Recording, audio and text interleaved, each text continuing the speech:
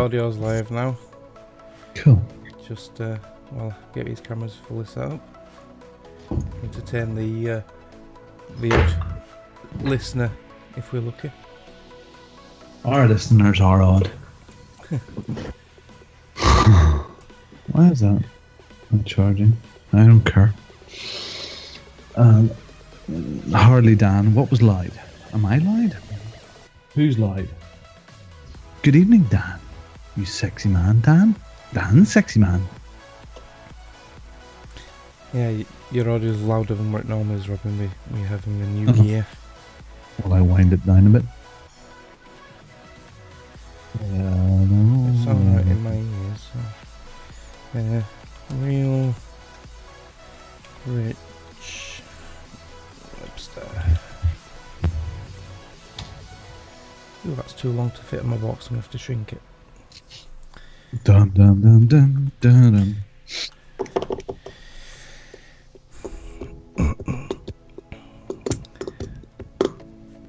Right. I think I am ready. Title 495. Windows 90! 495. Oh, good, have two of us with sound effects now, aren't we? Thank you very much. Love it. I will be responsible. There's nothing bad in here. There's no, shall we twitch? Shall we blitz? Right, okay, shall we start? Yep, I'm ready to go when you are. You do that thing, boy. Crazy bass from Bongo the Scene. Hi, I'll just take that up a little bit there. Sounds so bassy enough. Sounds good, bassy. Right. Yeah, I'm the ace of bass. Yeah. Right, now, I know you've got a new sound system, but shut up a minute while I do the intro.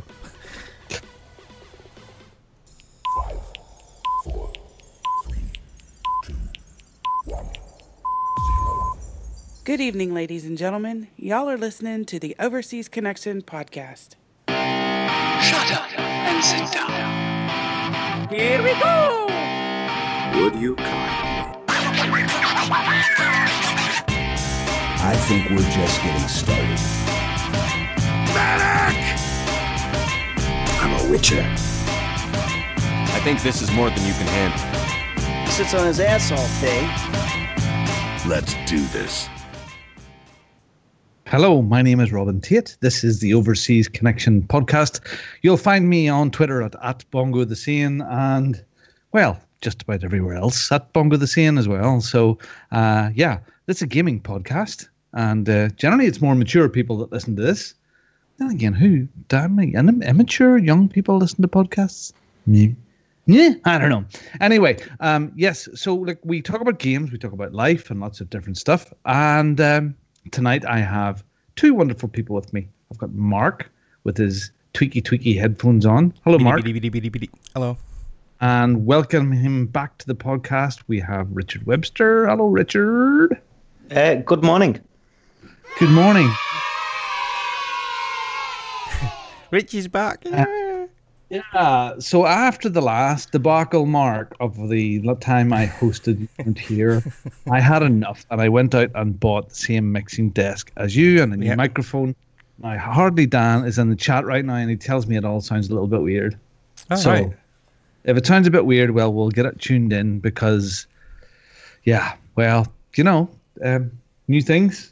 So let me know in the chat and we can adjust it live if it's a wee bit out and if I'm too bassy or too tweaky or whatever it may be. Anyway, so we go out live every single Sunday at 9 o'clock in the UK, 1 p.m. on the West Coast and 4 p.m. in the East Coast of America. And you'll get us on twitch.tv/OC podcast and mixer.com/OC podcast and on YouTube, of course, as well. And on those things, I mean, there's some new people there in Twitch. A guy called Do Not Joha. I think it's Donut. Donut Joha. Desert Dan 42. And on Podbean, we had Reedy Fan 1978. And it's PBG. That's just random numbers. I think that's a bot because it's BBG 7F5 ECBT. Unless they're sort of like doing code in hexadecimal. It's not a very clever bot if it is a bot. No, Look, so those places. Thank you very much for following us as well. So that's great. So tonight we're going to have a wee chat about what we've been up to, because it's been a big couple of weeks. Greg isn't here. He was away in Florida on a little holiday, and he just got back late last night. And well, I'm sure he'll tell us all about his Special flight home. the Mile Shed Club. Probably something he'll talk about when he gets back on it again. And what else do we want to talk about? Oh, yes, some birthdays. We have some birthdays. Greg DeLacy, of course. He was 69. Is it 69? He was 69 yesterday. Yeah. Mark, Greg DeLacy was 69 years old yesterday. You wouldn't think he didn't look much over 55, but he actually is 69. But that's like, California, plastic surgery and all that. So happy birthday, old fella. Well, I took that from his PlayStation gamer tag, because it says Murphy's Law 1969, so he's 69, isn't he? Not quite. He's a young fella as far as I'm concerned. Dorian Parsnip knows. We'll talk a wee bit more about him later. Dorian Ellis, his birthday is on the 4th of October. He's definitely 69. Yeah.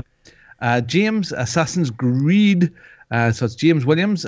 His birthday is on the 6th of October. He'll be 19. 19, wow. My nephew. Yeah. Happy birthday, James. And an old blast from the past, Johnny Fart Pants, one of the funniest men on the Tinder. Gary Symington, he has a birthday today as well. So if you look up Johnny, if you remember Johnny, he's raising some money for Alzheimer's, I believe it is, in lieu of birthday presents, which usually pile up around his house. Yeah. So, yeah, happy birthday, guys.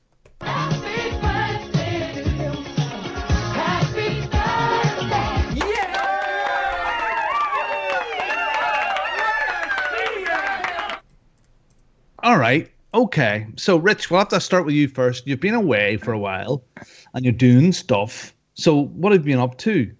I joined the Flying Graysons. Legion. The what? What did you join? I joined the Flying Graysons. They're like in the circus, aren't they? Like trapeze artists? Yeah, but we had a gig in Gotham, right? Get this, my parents died. And I became Robin. Oh, you became me. I became you, but with really, really camp tights on. Is that in green by any chance? What is wrong with tights? There's nothing wrong with them. I'm just putting it out there. I said, look, do I look gay in these? Nobody said they did, I'm talking about the Flying Graysons because I've been playing Batman Arkham Knight. That's what I've been playing, really. Good, well, we'll get to that. But life. What have you been doing on life, Richard? Oh, life. Behind you there looks very blank. Are you devoid of ideas in your life? It's not very blank. I've got. I'll go this way. I've got my gaming pile of collection there. Yes. And I've got my guitar on this side. Cool. So I've really been, flipping between those two, really. And life's treating you well, because we haven't spoken in a long time. So no, well, not in real life. Well, not in the fake life, but in the real life, we went to that place, didn't we? Yeah, Manchester. Oh, that place. In Manchester. I didn't tell anybody this, right? Mm-hmm. I only told Mike Chin. I'm going to Google it so that I don't make the mistake of getting the story wrong. But I basically a few weeks after we went to meet Duke Scath from the Veteran Gamers, at the restaurant known as Duke 92, there was an outbreak of hepatitis A from Duke's 92 restaurant. Did he bring it from America? Did he? Well, I don't know where it started, but I can tell you how it's transferred. How's it transferred? It's from poo. Good job we didn't shit on anyone, isn't it? From the poo. So someone in that restaurant has been to the toilet and then handled food. Or something, yeah. So there's been a couple of hepatitis A a few weeks after we went. So if Duke had been, a couple of weeks later, I don't know, that's like a, And that restaurant has a really good reputation. I mean, I've said a few people that's where it was and they knew it and they have a good time there. So yeah, well, there was like actresses and stuff, wasn't there? And people with nice clothes. Well, it's amazing how many people don't wash their hands. I know. But yeah, a few weeks after we went, some dirty bastards went in. I think we lowered the standards. I think people from outside thought, do you know what, if they're going in, anyone can go in. Do you know what I mean? Oh, shitstorm.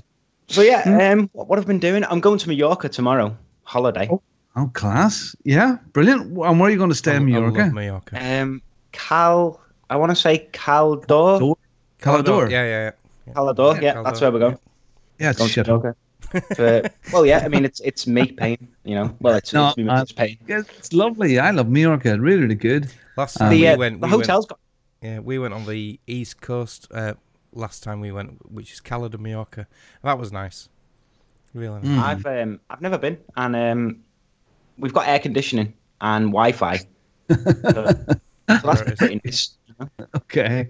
There's a place there called Porta Palenza. Porta Palenza, yeah. It's my favourite spot where you would stay. We've stayed in Alcudia, which is right over top. And there's little restaurants right on the beach and a hotel right on the beach. Yeah. Literally, the sea is lapping the front door of the place. Yeah. We like that. It's very nice. Good. Well, have a good time. What time's your flight? Something like 8 o'clock tomorrow night. Oh, tomorrow evening. Oh, I thought you were going to say in the morning. No, something like that. It's like an early evening flight tomorrow, which is nice. How long are you going for? We'll be back on Friday. Mm. Just in time for Assassin's Creed Odyssey. So what do you bring with you gaming-wise? Do you bring anything with you? Yeah, I always take me 3DS. That's my go-to system for on the go. Pokemon or Mario or like retro games. So like I've got like the old Zeldas and the old Marios on there, you know, on the virtual console. Yeah. So yeah, I don't have it out with me here, but I picked up a little thing at EGX, and we'll get into that now. And it's a little handheld console. It's about the size of an iPhone, and it's a little emulator, dodgy little thing. Okay. Yeah. But it has NES, SNES, Game Boy Advance, Neo Geo. It's just there's 1,500 pre-installed ROMs on this thing. Yeah. All the Marios, all the Donkey Kongs, just everything you can think of from that Nintendo thing. And I've been playing around with it. It's really, really good. It's really cool. It has an output to TV if you want it as well, but it's just tiny. It's just a tiny wee beast. I'm chuffed with it. I wonder if you can buy them, like mail order. And there was a nice box and all with it. I'll give you the details. Yeah, it's a good little thing. Send me the details, but don't tell Nintendo. Okay, no. They might shut our podcast down. Of course, do not agree with this at all. Oh no, of course. You know, always follow the law, unless no one's watching, and then always follow the law. You know. So, Rich, as you know, a lot of us were at EGX, which was last week, and I apologize if I'm feeling a bit or coming across a bit flat, because I have not been able to shake the nerd flu. I feel rotten right now. I felt rotten all week. I felt rotten Saturday, Sunday. I don't feel like sick, but I've got the cold and I'm hot and bothered and I can't be arsed. And Judith said, "You're not going out to do that there rock podcast tonight, are you? Because you're a grumpy old bugger." Yes, get away from you. Anyway, Mark was at EGX. I was at EGX. Lots of us were at EGX. We had a great old time. And you mentioned Assassin's Creed Odyssey, and I don't think any of us played Assassin's Creed Odyssey. No, did you play? No, the queue was humongous. The queue was as long, if not longer, than The Division 2. And because they're both 18-plus games, they were all fenced off, boxed off, so you couldn't even see it. I was fortunate that because I was in the queue for The Division 2, I got to see it. So I got some good sort of like eyes-on action of it, and it looks like Assassin's Creed Origins a lot, but with more Greek clothing. It looks very similar, but I've heard a lot of good things. I've heard the RPG's been ramped up on it, and it's one I'm definitely want to get up. So cool. Yeah, I didn't go near it because it's more Assassin's Creed. I know you love it, Rich. I love Assassin's Creed. Yeah, I'll get there because I've still to play the last one. See, I've just been watching the E3 walkthrough demo of it again, and just the woman that you play as, Cassandra, that scene of her with like her Spartan-y outfit with the brightest blue water you've ever seen and the white buildings of Mykonos or Mykonos, whatever. It just, that scene, I just want to play it. Greek mythology, I think, is where I started my love for history because of Jason and the Argonauts back in the day. What a film. Fencing. What a film. That was the one with the skeletons. Yeah. And Medusa, and there is actually a side mission to take on Medusa. I have seen the video evidence. It is true. Yeah, it's real. Yeah, I mean, they went a bit like I don't want to say they did Gods in Origins because I haven't finished it yet. But they've done like a little bit of mysticism in that. Yeah, but I hear that in Odyssey they are going like full. Oh yeah, it's mythology as well. Greek mythology, yeah. Yeah, so that's going to be good. Mm-hmm. So look, I don't want to go too depth about EGX. I want to just sort of wrap it up there. So Assassin's Creed's coming soon enough. Other stuff that I didn't play, but I know you went into, Mark, was Division 2. Yeah, very much like Division 1. Very, very much like it. Not much difference. There's a few extra abilities, power-ups and stuff. Was it mostly in the daytime? This was in the daytime, yeah.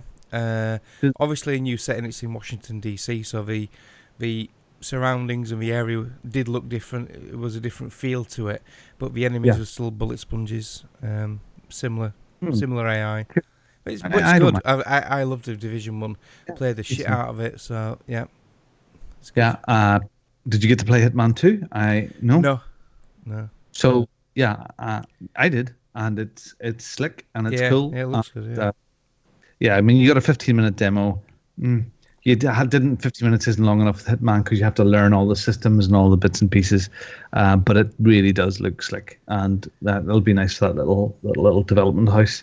There's the Dreams thing as well. There we were talking about the big sort of games here as well. The Dreams stuff, which was the PlayStation world building, like game construction kit. Yeah. Which seemed to go down well with a few of us, like Mike Chin and a few of the other guys really liked Dreams, which is quite surprising. And then Metro Exodus, which is another fantastic Metro game. This time, the oddity about it is, where before Metro was all quite dark and dank and inside and dark in tunnels and dark wrecked cities, a lot of this seems to be the level we were at was sort of outside and wood and forest, and it really could have been. It could have been Far Cry. It could have been Tomb Raider. Yeah. It's odd. The big change was no air filters, no breathing apparatus. That we know of. Yeah, there might be areas where you might need it. So I remember some of the E3 stuff, seeing their filters of them coming out from underground. So it was a little snapshot of it. Yeah. Anyway, I think it looks gorgeous. It does look good. It does have a certain style to it, and it is not slower, more treacly into control. It's not twitchy, but the Metro stories are the thing. So as long as the story is good and it looks good, great stuff. And then it's an RTX title as well, isn't it? It's going to have the ray tracing, lighting. Yeah. Oh yeah, it's another one of them. Yeah, well, the gameplay that we played was it was okay. It didn't blow me away, but again, I can set all that aside because we never played Metro for the look of it. It looked okay, but it was the story and stuff of it was all kind of cool.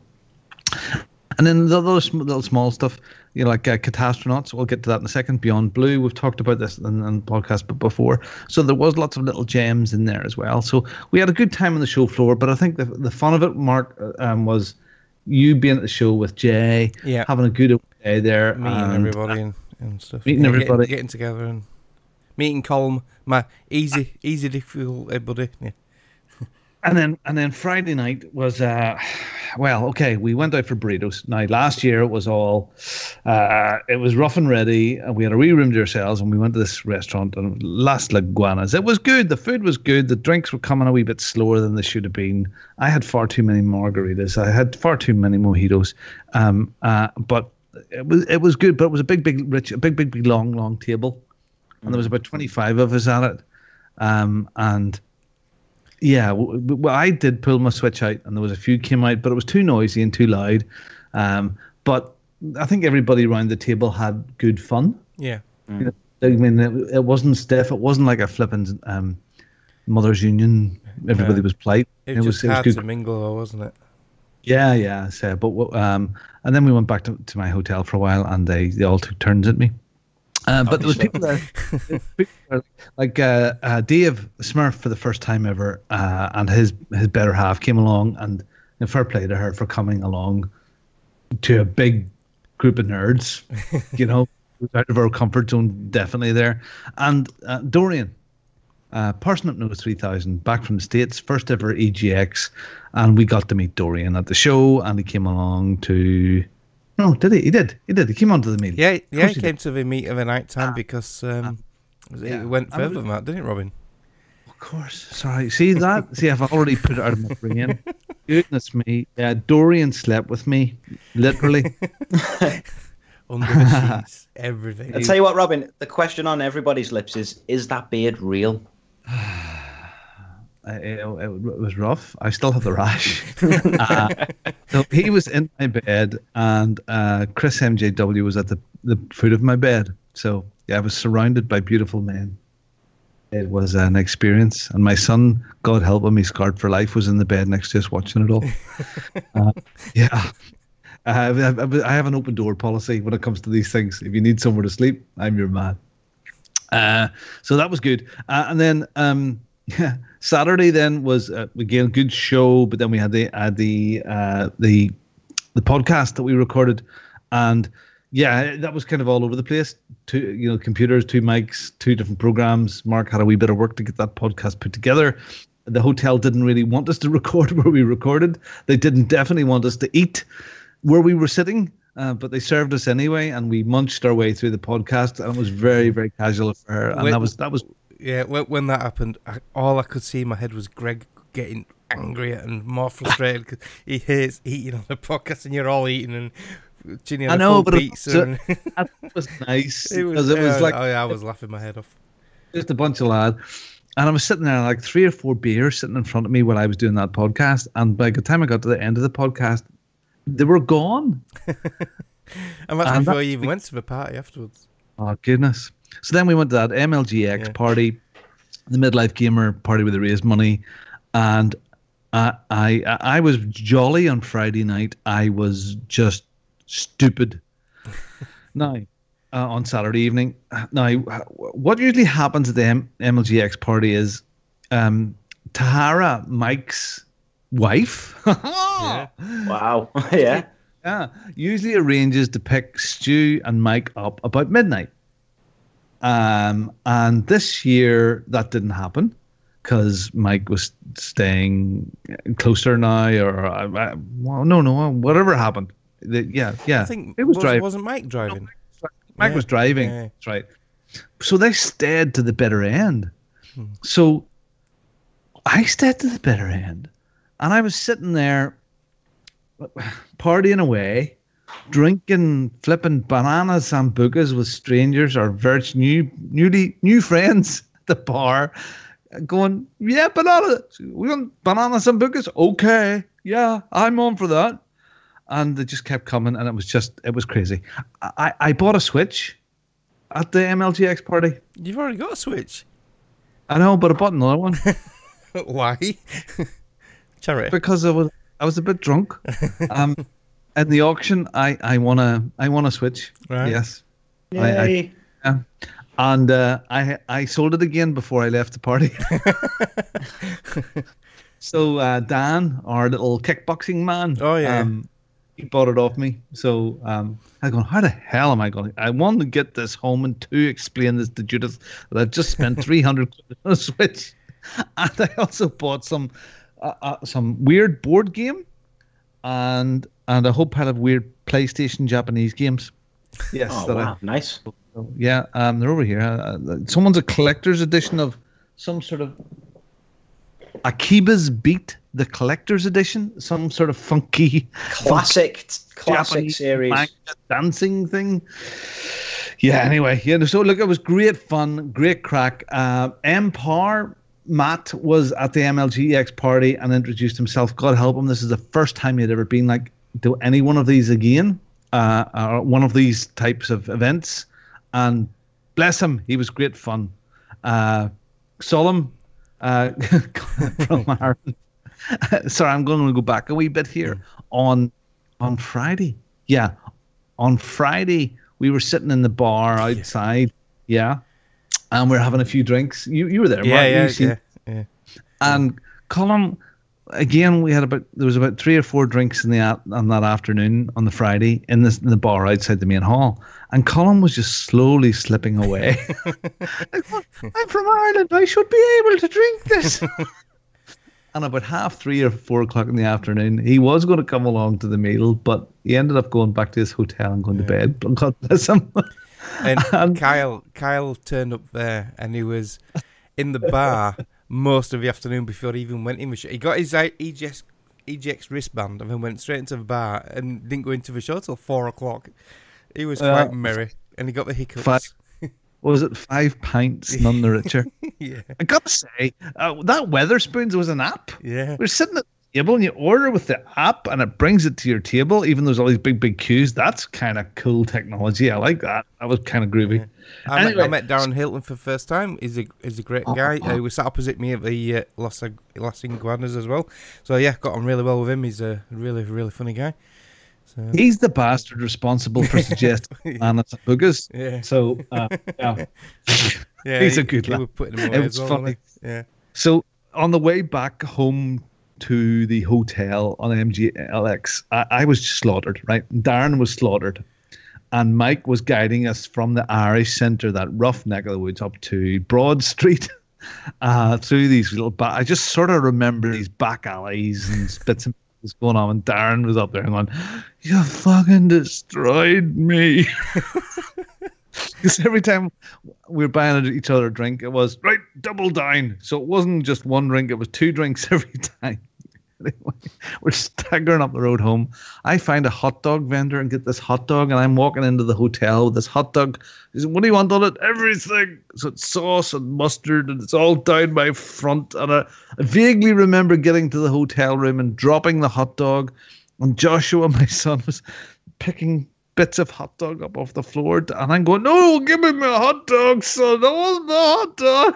He was just stood there shaking his head, disappointed in his dad. I'm sorry, Joshua. I'm embarrassed for you, but I only do it this once a year. I was chatting to Mike through the week, and I was saying, like, I've only been drunk twice this year, and both times you've been there. Once in Amsterdam. Here, it's all your fault, Mike Chin.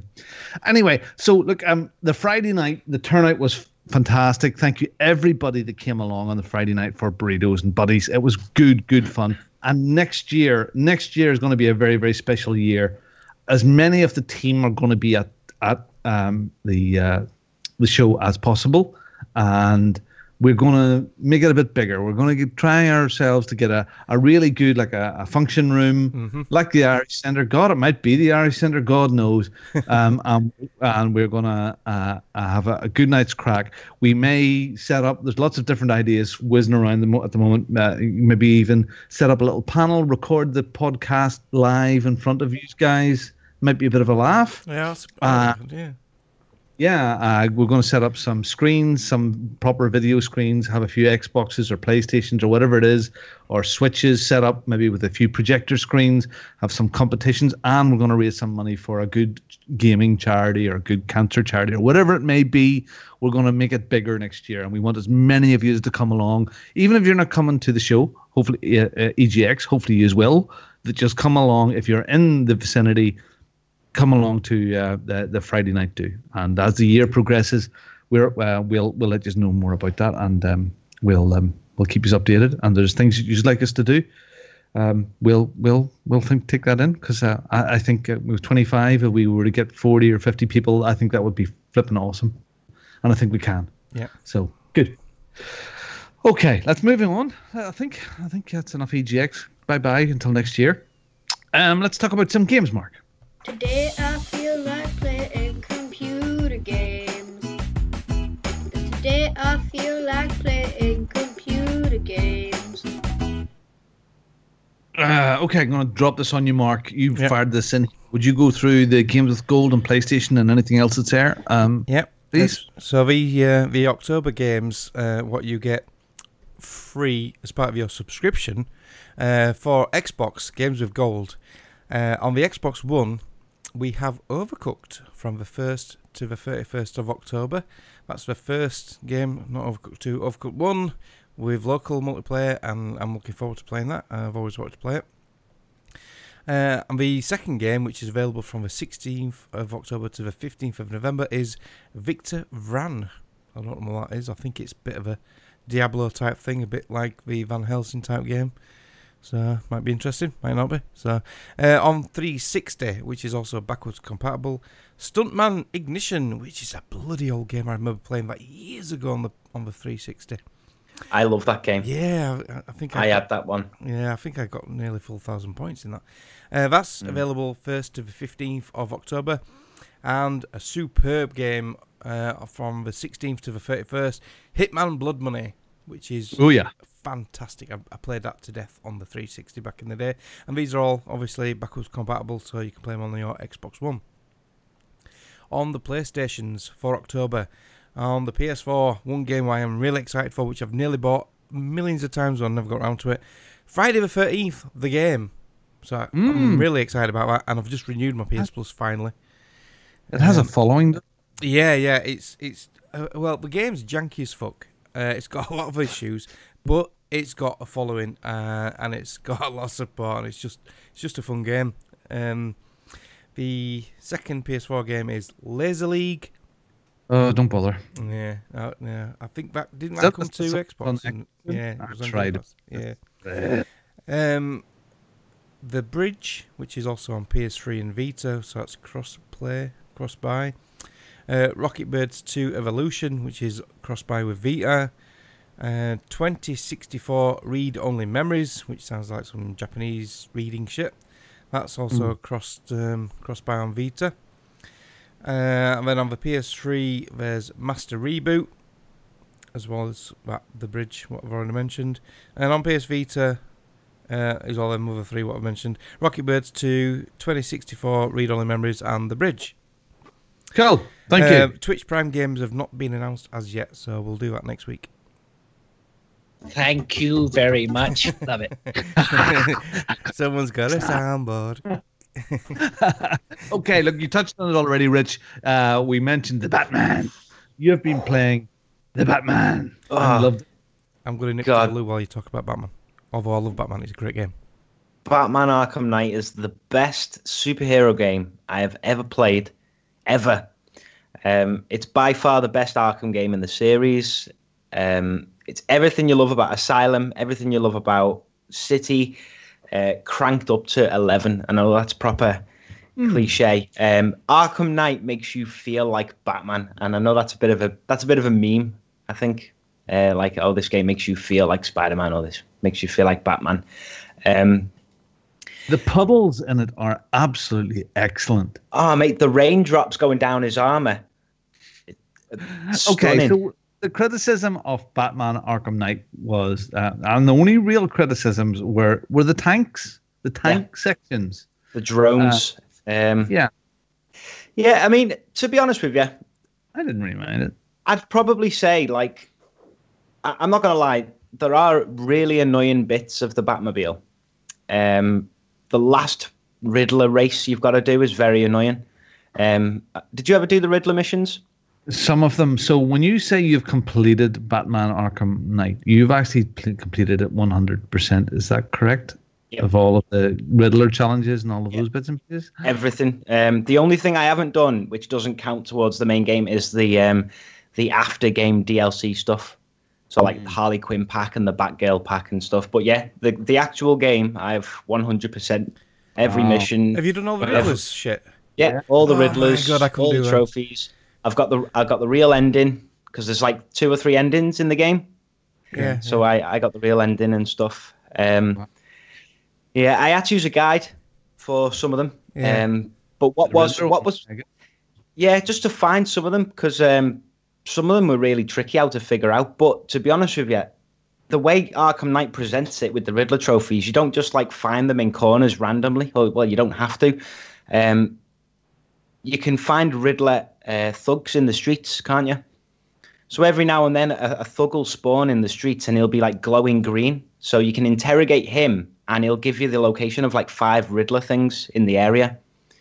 So if you just find enough of them, you can fill your map up. A tip for anyone who's just starting out with Arkham Knight is that if you see a glowing green thug anywhere, just interrogate them. And then hopefully by the time you finish the game, you might have all the Riddler trophies on your map already. That's good advice for life, Richard. It is. Just interrogate anyone that's green. I enjoyed my time with it, and the tank bit. Although some of the tank bits were a bit of a pain in the ass, there was one really tough tank near towards the end. But you got wave after wave of them coming at you. That was part of the story mode, wasn't it? Yeah. Yeah, but it wasn't that bad. Some of them was cool. There's one right at the beginning where you have to traverse up this building, and then you ended up jumping across into this other building. I thought that was quite neat how they did that. Yeah, I think that's the Panasar Studios bit. So you've got to that's right. Yeah, hook across and then go up the side. There's one of the last missions. I think it's an Arkham Knight mission. Yeah, so it's one of the main story ones. You've got to go down like a massive like construction cylinder all the way down, and it's like 3 or 4 different levels, and you've got to basically reverse and hook onto with the Batmobile onto a thing. And you got to reverse all the way down and then like shoot a thing across from you, unlock the next bit, and then go down again with the Batmobile. Like I was saying before, like Robin, like the Batmobile bits aren't too bad. Like 95% of the Batmobile stuff is really good. There's a few little moments in it that make you feel like you literally are Batman in a tank. Yeah. Because I don't know, like driving round, once you get the hang of how the Batmobile works and being able to like launch yourself out of it to go places fast, and when you're chasing down like those riot things as part of the Intel Most Wanted missions, so there's a couple of like armored trucks that drive around the city, and you've got to take them out. Yeah. And you can like sideswipe cars. It turns into like a Burnout game. So when you're chasing down these cars and all these riot cars are coming after you, you can like sideswipe them, and it does like a Burnout takedown. So like the camera will spin round and it'll show that car flipping upside down. Yeah. There's parts in that game where you do detective mode and you've got to reconstruct crime scenes. That's right. And you go like reverse and like forward and backwards in time, and it's got like blue. It's like CSI. There's like these blue outline characters and stuff. And reminds me of what the Division did with that as well. It was very similar. Yeah, with the echoes. Yeah. And all the cutscenes take place in game. So like there'll be like every time you call Alfred on your little arm thing, you lift your arm up and like the screen comes up on your arm, and you can spin the camera around. And I was playing it on my TV at like near 4K. Like I was playing it at like 1800p because it's not the best. It's not the best optimized game on PC. Yeah, it had a few issues to start with, didn't it? Yeah, like I mean, we ended up pulling it. It is pretty much fixed now. So I was playing it like near 4K, like pushing the settings, and Batman's face is like the stubble, the detail of the rain on his armor. What I did like about it as well, because it's not actually that long ago I finished Arkham Asylum, and also not long ago since I finished Arkham City. And this one, from the very beginning, it lets you know that this is the last Batman game. Like, this is Batman's last mission. Like, it's his final outing. He goes, like, this is the last time now. And the whole city's taken out. Every island. I didn't realize Gotham was 3 islands until this game. I don't think it. Yeah, I think they just did that just because it was like, how do we separate the game? There's a couple of little twists in it. The twist. The clip we're looking at now didn't that restaurant did not explode, or there was something went on with it? Wasn't that right? That's Scarecrow. Yeah, this is this was also the E3 trailer thing, wasn't it? But this is the intro to the game. Yeah, so like you're playing as one like a cop now. What's cool as well is this diner is in the city, so you can go to it later on as Batman. Yeah, and there's like all police tape in it and stuff, and it's just it holds up so well as well. I know it's only 3 years old, but it's one of the best looking games I've ever played. It's fantastic. The art design, the lighting, everything, the cinematography, the way the cutscenes work. Batman's armor, like it gets damaged. Yeah. Well, I suppose it's the peak of Rocksteady and the Batman games. You know, at the stage. I can't believe this. This is an Unreal Engine 3 game. This is a heavily modified Unreal Engine 3, which is what ran Mass Effect and BioShock. But they've obviously, you know, pushed it to its absolute breaking point for Arkham Knight. So, I've got a quick question for you, Rich. Yeah. First time you met Manbat, did you shit your pants? Manbat. You had to climb up that tower, didn't you? Yes, I did. It won't just so yeah, you just climb up and he pops out. Yeah. Shit the hell out. I don't want to spoil it. It's not really a spoiler, but like the Joker stuff that scared me the first time. Yeah, because he's dead. He just popped out. Yeah, he's dead. So he just pops out, and then like, because I know from like some of the trailers and some of the gameplay, it shows Joker talking to you. So you know, I'm not going to go into what it is, but when it happens, I was like, hold on, he's dead. Yeah. It's good how it works, and it's like it's all in your mind and who the Arkham Knight is. Some people said like, oh, it was easy, like it was obvious and stuff. It's probably really obvious to people who are into the comics. Yeah, and that. I didn't know. But if you're watching the story and you're paying attention, you can get little clues here and there. It's an amazing game. It really is. It's fantastic. Good, and it's probably as cheap as chips everywhere now. So if you haven't played it, play it. Mark, if you want it on PC, you can get it from CD Keys now, the premium one, which comes with all the DLC for like £3.50. £3.50. There you go. Wow, fantastic. Okay, well, I might come back to you, Mark. Have you been at anything? I've been playing Spider-Man. Ooh, speeder. Yeah, not much through the week. We're coming back from ejects and everything, and working and everything. But yeah, this sort of like Friday, Saturday, and today, been playing a lot of Spider-Man. Getting quite far into it now. I'm near the end of Chapter 2, Act 2, and now I'm doing a lot of the. I'm trying to find the. There we go. Video. I'm doing a lot of the side missions actually. This is one. There's not many games where I'll do all the side missions and try to get all the trophies. But yeah, I'm going for it. So I've done all the Taskmaster challenges. I've done all the zones where you have to. I know it sounds stupid. Catch pigeons. You have to catch 12 pigeons for Harold. So I've caught all them. I've done all the rooftop challenges where the enemy bases are and everything. So yeah, getting there now. There's been quite a few people in the Victory Achieved have completed it to 100%. So there must be a big tie and pull there. Yeah, you know. But like Witch and Man, it is just a gorgeous game. The recreation of New York is superb, and now they've put in the non-real buildings in, like the Avengers Tower, the building with Alias Investigations where Jessica Jones is and stuff. They're all in there. You can take photographs of them all, and there's a challenge to do all the photographs and stuff.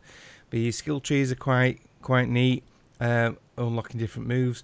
There's a shitload of different suits you can unlock for Spider-Man. So there's the Avengers one, Infinity War one with the legs what come out the back. There's the metal one. The metal one. Yeah, the metallic one. There's the old classic ones. I've not unlocked it yet, but I've seen someone streaming it where they've got the cartoon one and you look like a cartoon. And I really want that because that's my childhood, that. Yeah, so I'm rocking the classic at the moment. I must start to play it. But yeah, the gameplay is good. The combat's really good. It's like Greg says, it's very Batman-esque. That's the next game on our list, I think. Yeah, really. Well, so our list. It's next on mine's Red Dead, but our list is Spider-Man. Yeah, yeah. So yeah, the swinging's good. Mark, is it Game of the Year stuff for you? Is it rated? Will it be up there? It'll be in there. It's definitely going to be in my top 10. So it'll be in the honourable mentions. I don't know if it'll be in my top 5 yet. Probably will be. It doesn't beat God of War. Nothing's beaten God of War yet. Red Dead's got a lot to do to beat God of War for my game of the year. Switch on. Beats God of War for me. Yeah. Just fucking, as if it turns on. It. Loading screen. Yep. Game of the year. What is it about Spider-Man that doesn't make it feel like a Game of the Year contender for you? Take God of War out. What is it about Spider-Man that's letting it down? I've had a few frustrations with it.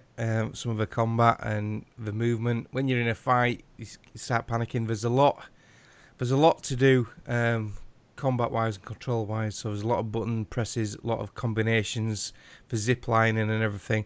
And with me fucking getting old a bit now, I sometimes panic a bit and get a bit confused.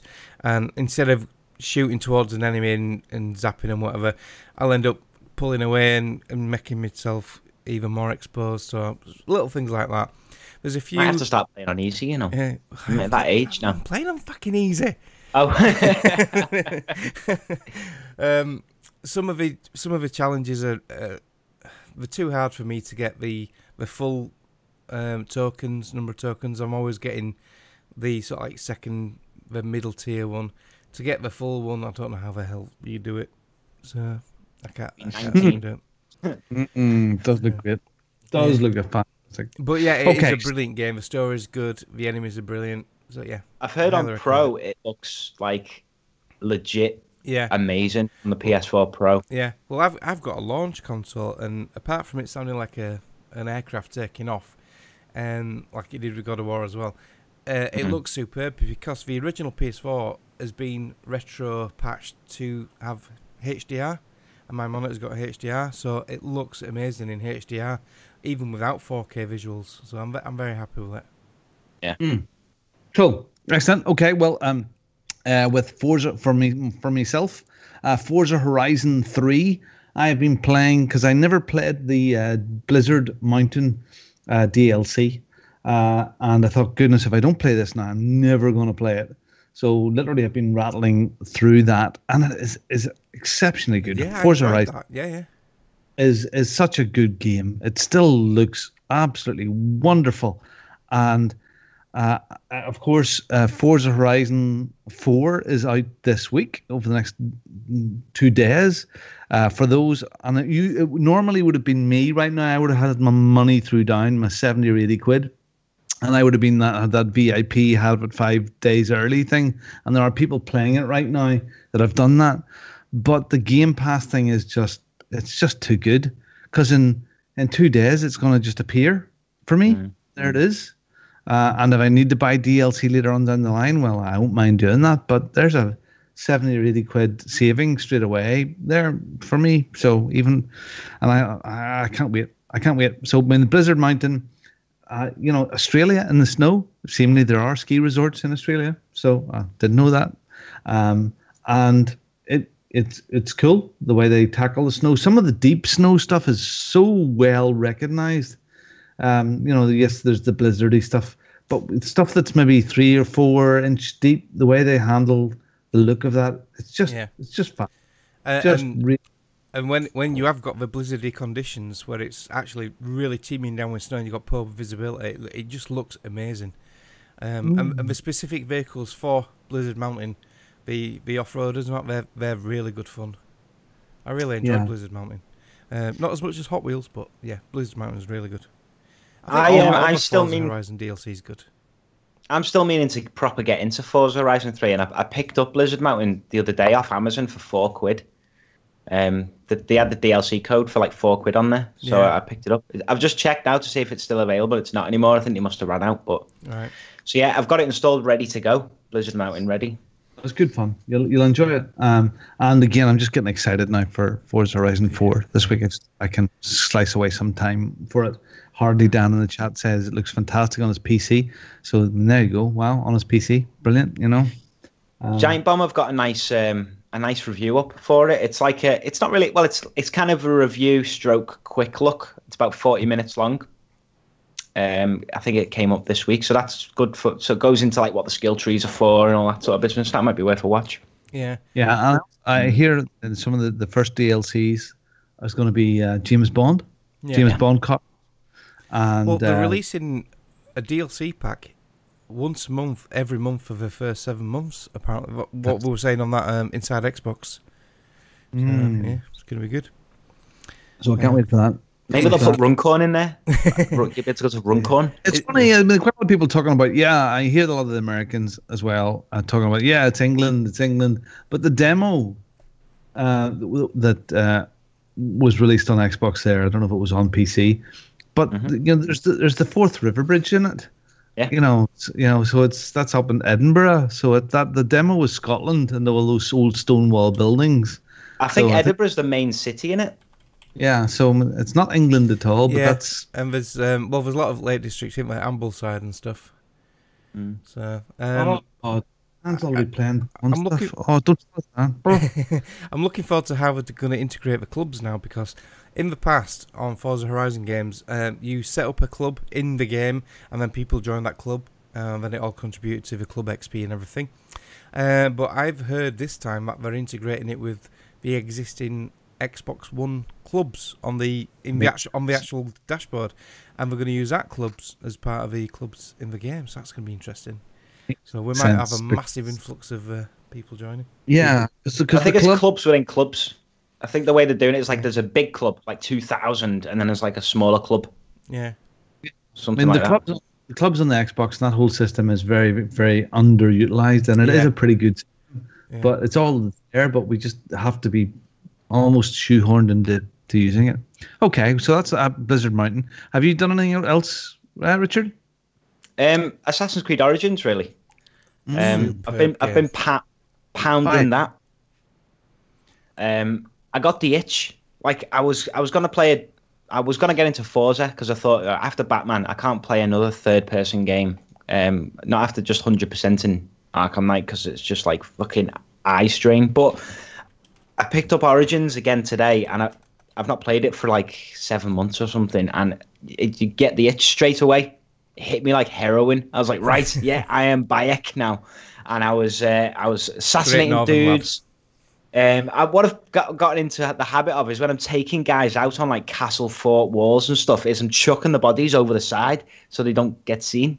So every time I assassinate somebody or kill someone, I pick them up, throw them over. At one point before, me missus was watching it, there's like 7 guys all on a big pile down the other side of the castle on the floor. It's like a Monty Python sketch. Yeah, it was. But I don't know how far through it I am. I think I've done 5 assassinations.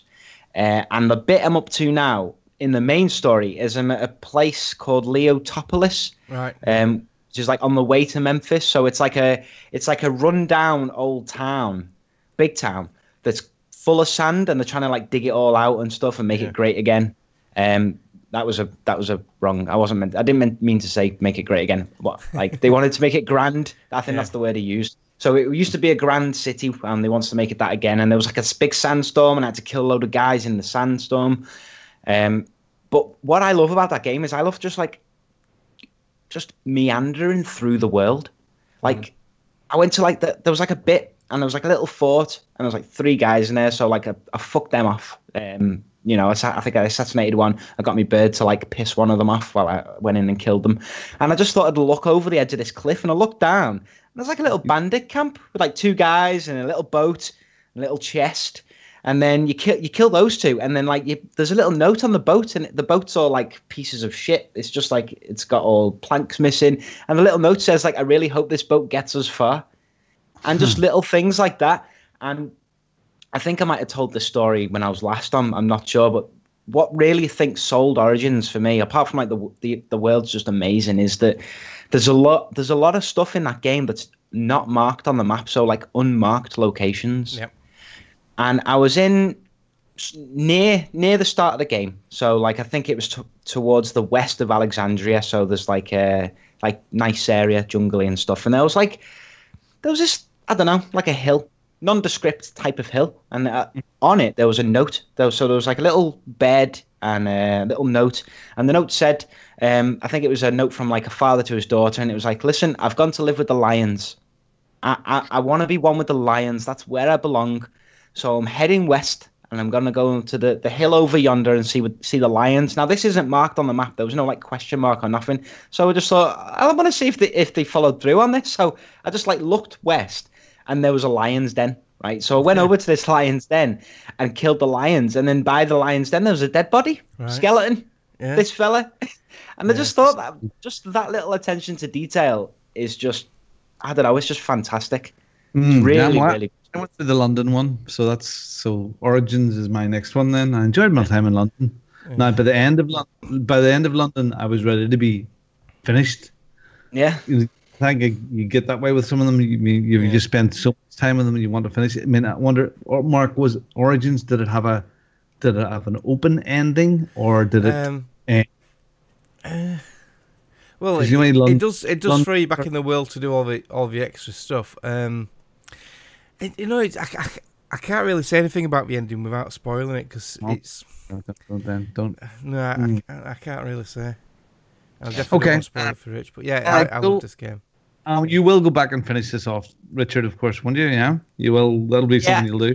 I want to finish this off before I get Odyssey, because it's just so good. But one of the things that I've noticed myself playing it, and something that's been fixed in Odyssey apparently, is the stealth. So I've started getting into trying to be stealthy. Yeah. So you come across a bandit camp and stuff, and I want to be stealthy. But one of the complaints is the stealth doesn't really work in its favor. So you're not really incentivized to be stealthy. So there's no real incentive. You can still kill the guys normally, and you don't really lose anything.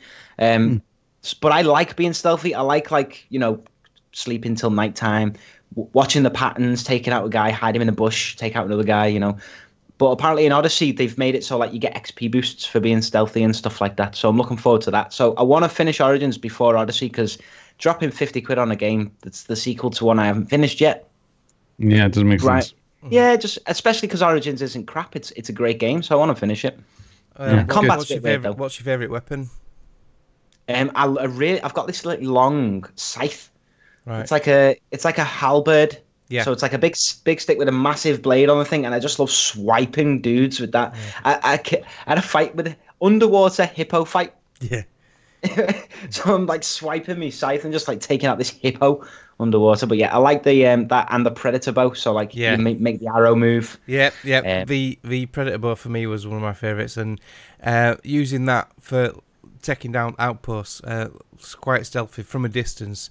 One-shot headshots with them, just so satisfying. Yeah. And what I loved about the weapons in this game is, once you got a particular weapon you really, really like, you could keep leveling that up, so it wasn't obsolete. It'd never go obsolete. So I got a sword.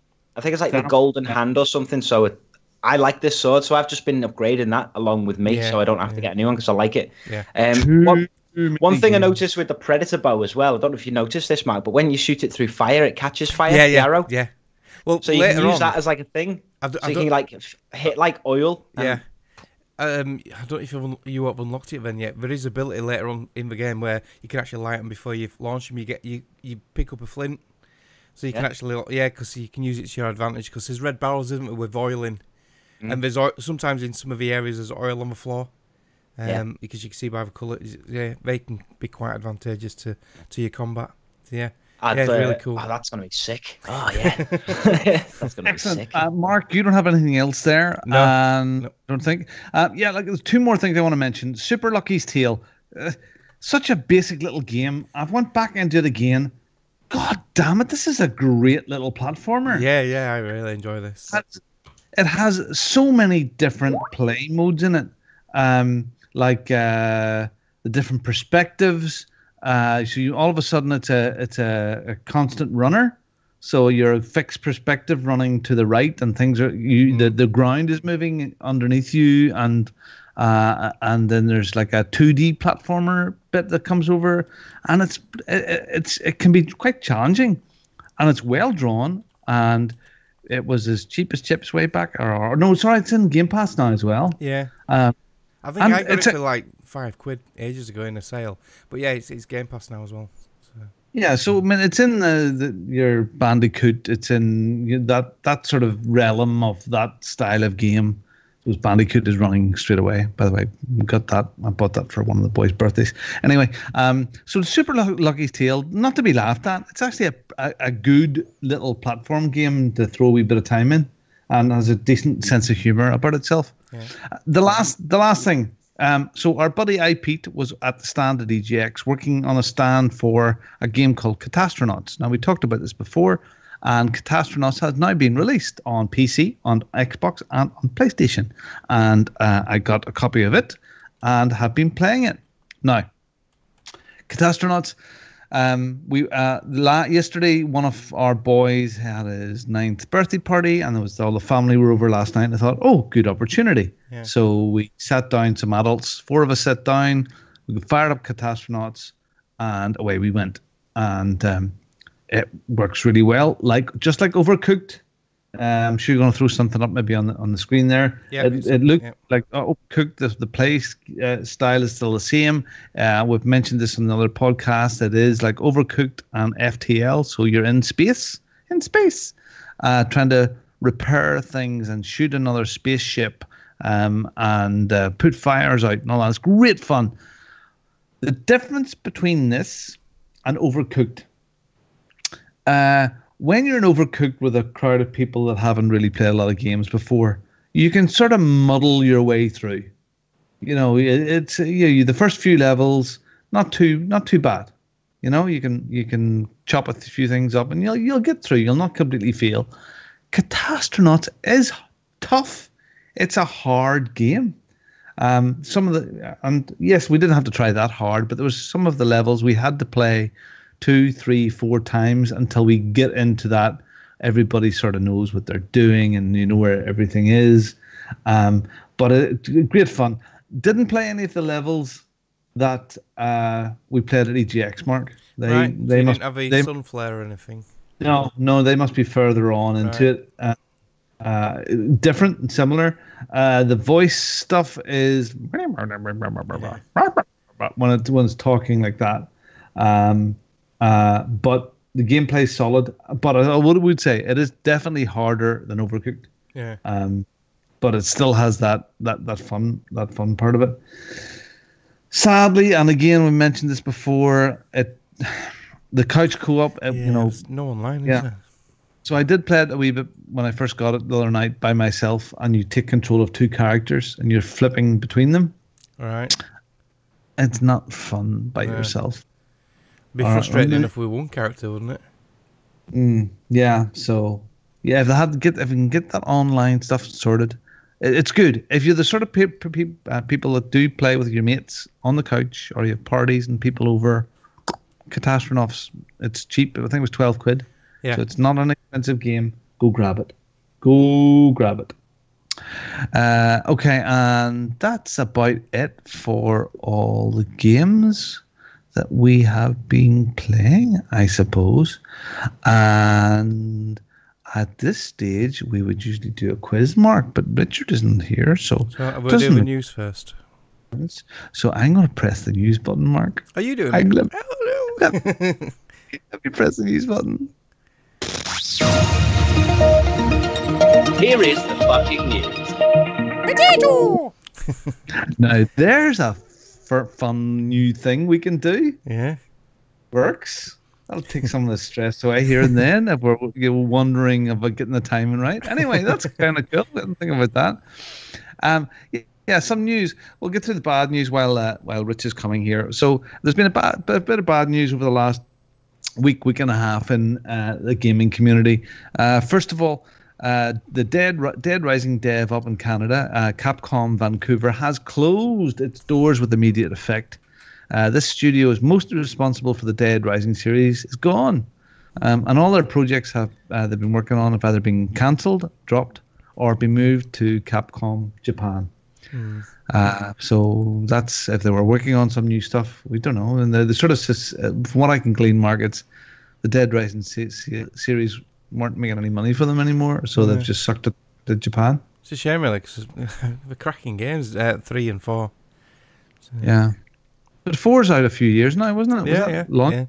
Yeah. It came out at Christmas time because there was a big thing with trailers with Christmas trees and everything, wasn't it? So I think it was December 2016 it came out. What was it? I'm trying to think. Was that not very close to a launch title for the Xbox One? No. No, I think it was a year after. No, a couple of years after. So. Okay, so that's bad enough. Even worse and completely out of the blue, but I don't think anybody's really surprised. Excuse me. Telltale have closed.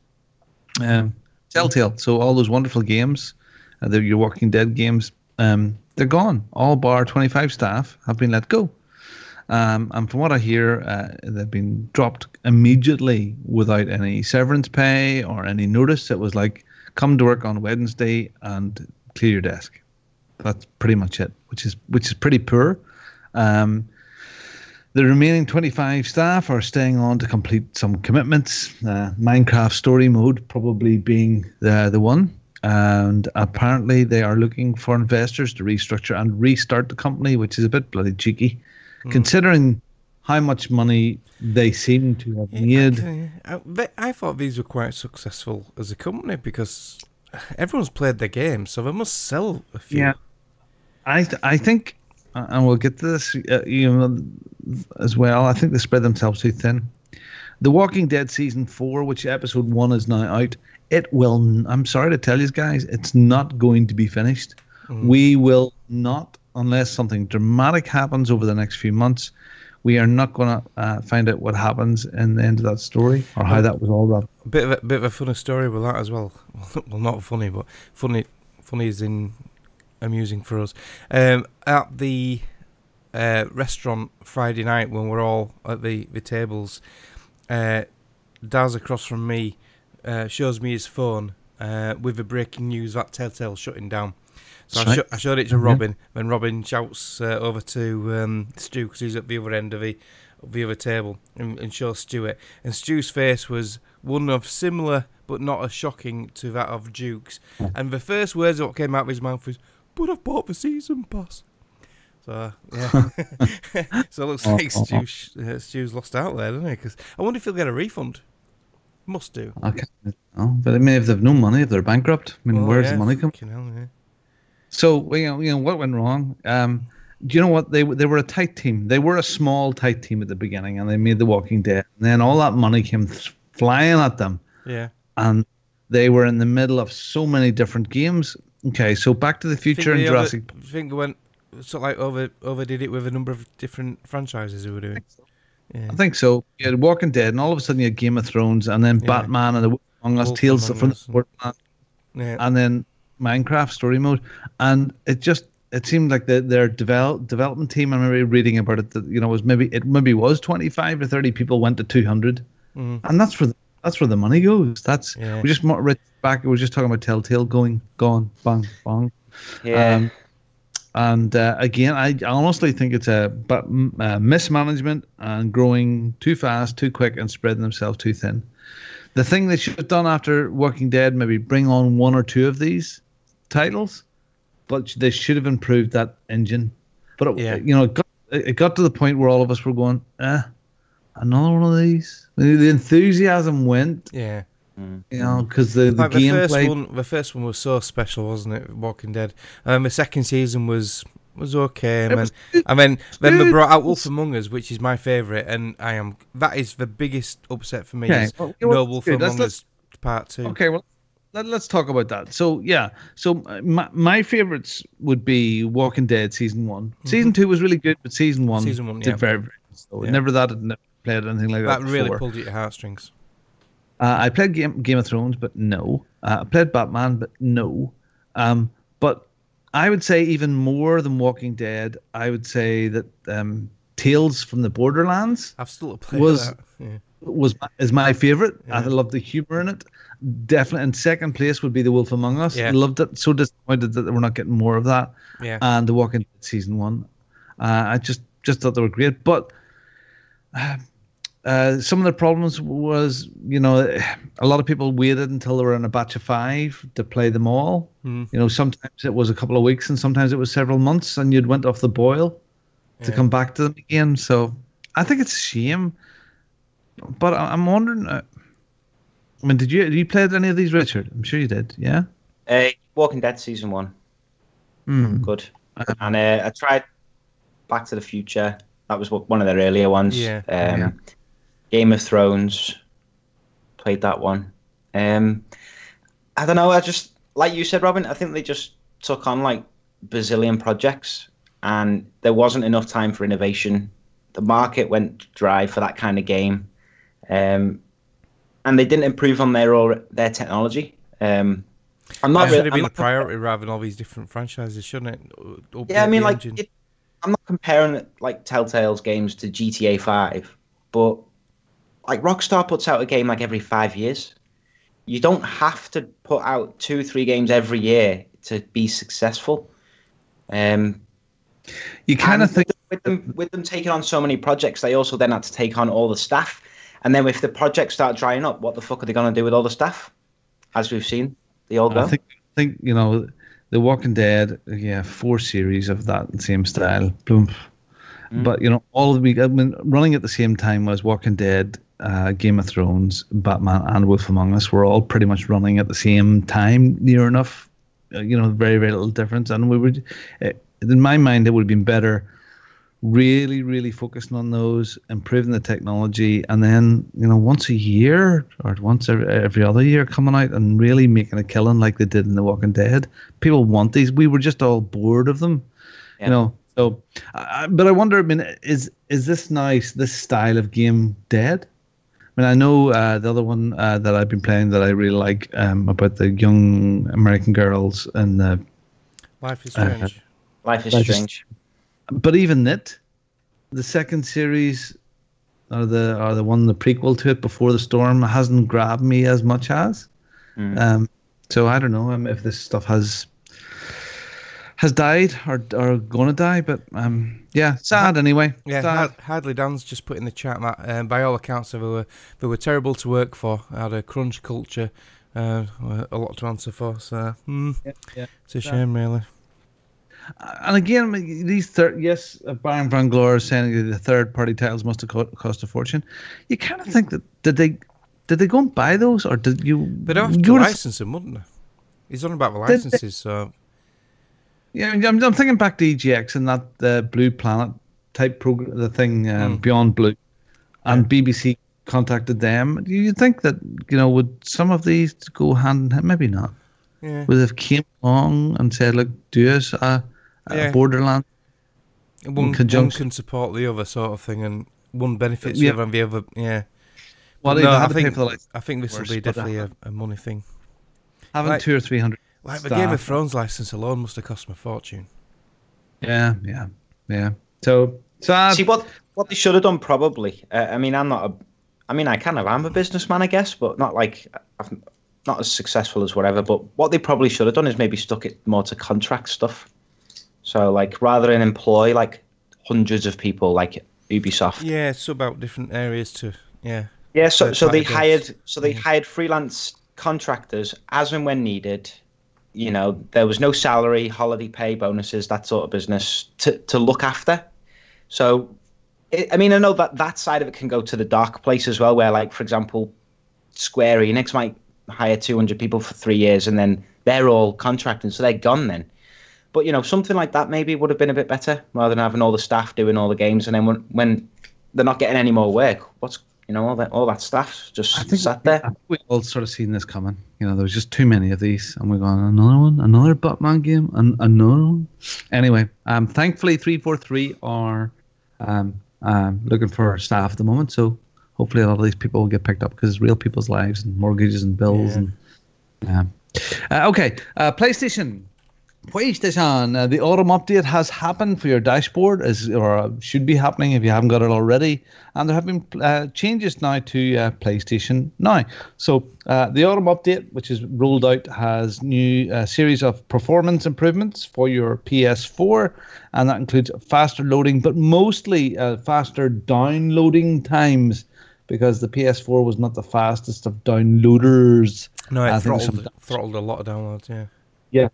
I think there's some dashboard improvements and other bits and pieces. But I suppose the biggest part of the news is that the PlayStation Now service is changing. So PlayStation Now was a service that you, like Netflix, paid about 20 quid and then about 20 odd quid a month, and you streamed your games Gaikai style over your console. And you had a really, really solid network. And and don't think the pickup was very, very good on it. And generally, the Gaikai, that stuff was PlayStation 2, some PlayStation 4, and I think there's PlayStation 3 in there as well. PlayStation 3, at launch there were no PlayStation 4. They've just started adding them, but not many titles at all. Okay, so what has happened now is now you will be able to download instead of stream, which is very, very like the Xbox Game Pass offer. Yeah. And they've started up with a selection of PS2 and PS4 games. No PS3 games will be available to download at this time. That'll be down to the architecture of the PS3, probably the cell processor. I'd have thought. I guess. Well, that is the problem. But is the streaming option still there for them? Yeah, is it? In addition I think so. Yeah, you'd have thought so, wouldn't you?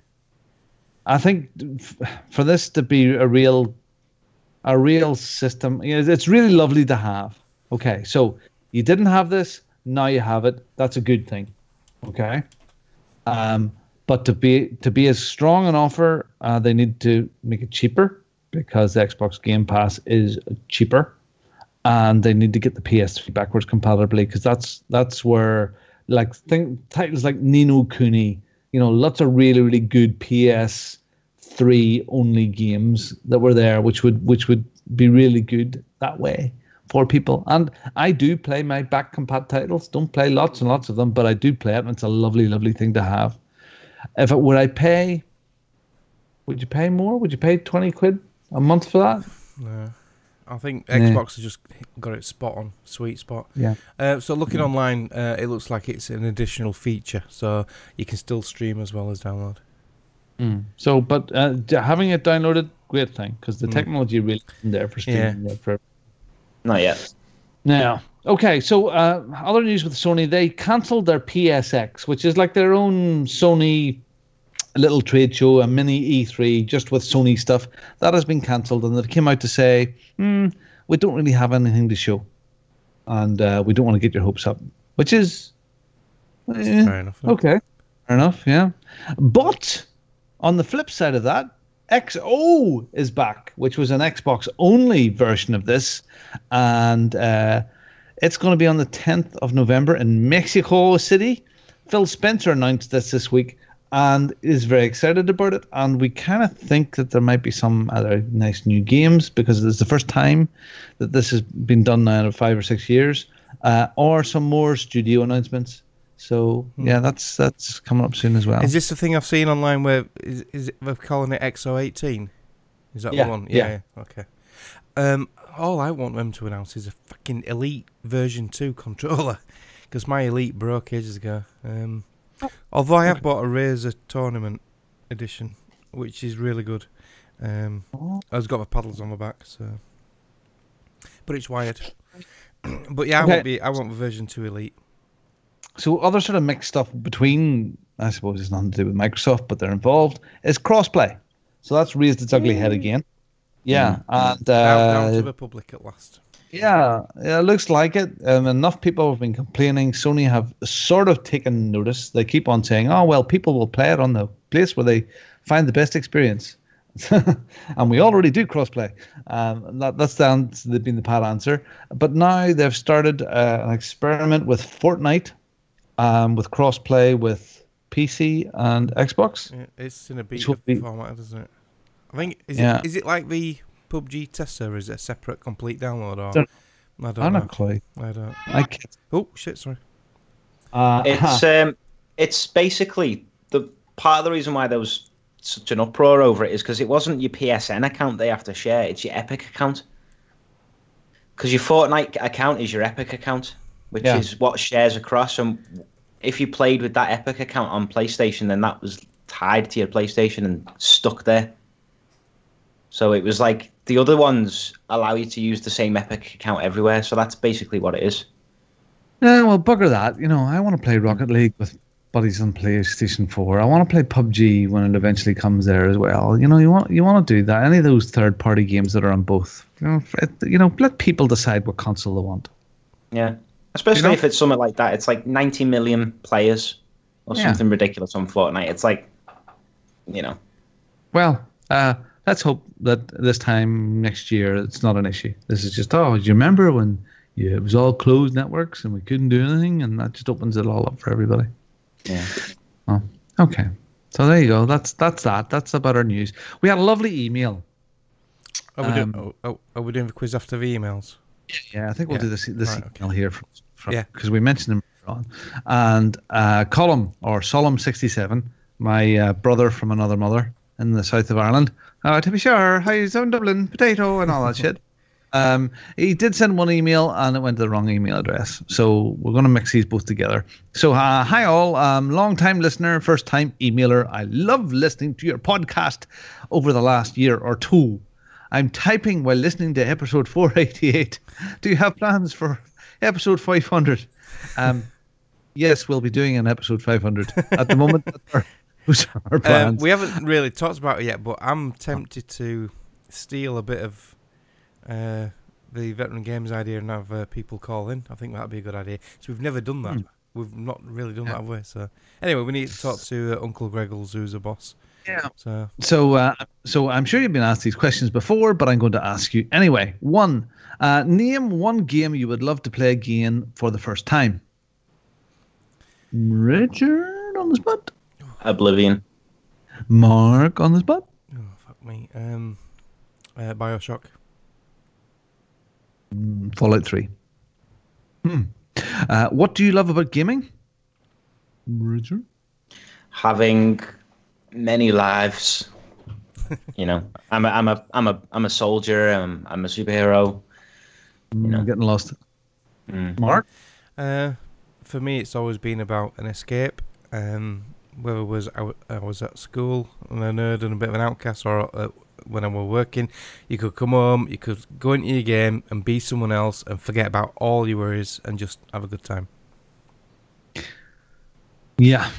What Mark said, but as I get older and I get to meet you guys in the flesh, it's more and more about friends. So, his third question is, what do you hate about gaming or the gaming community? Too many women. Yeah, definitely. You know, no, I hate the I hate the rush to release and the crunch and, you know, getting things out day one, broadcast games type stuff. I hate that. You know. Yeah. I hate the toxicity of some people. The console war like shit. No, the console war shit.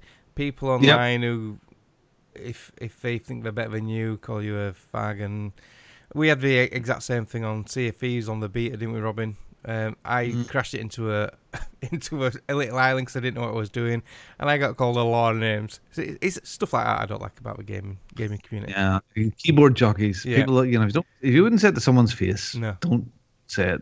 I suppose you. So I absolutely again right. And the other thing I really hate about gaming is you, Colin. So apart from that. So let's see it. EGX. Okay, so the second part of his email, or second email, is please know I've got the email. I'm sure I sent the email. I'll let him know we got it. Yeah. Okay, so he's just back from EGX and was a blast as usual. EGX is not the reason for going, but it's the community of like-minded gamers that draws me back every year for the last 4 or 5 years. Yes, I'm old and can't remember. Yep, you are, Colin. It's always great to meet up with mature gamers and some not so mature. Yes, I'm included in that spectrum.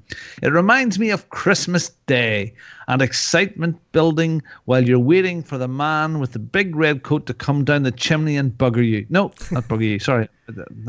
That's the type of atmosphere to meet fellow gamers gives to me every year. That's the type of atmosphere to meeting fellow gamers gives to me every year.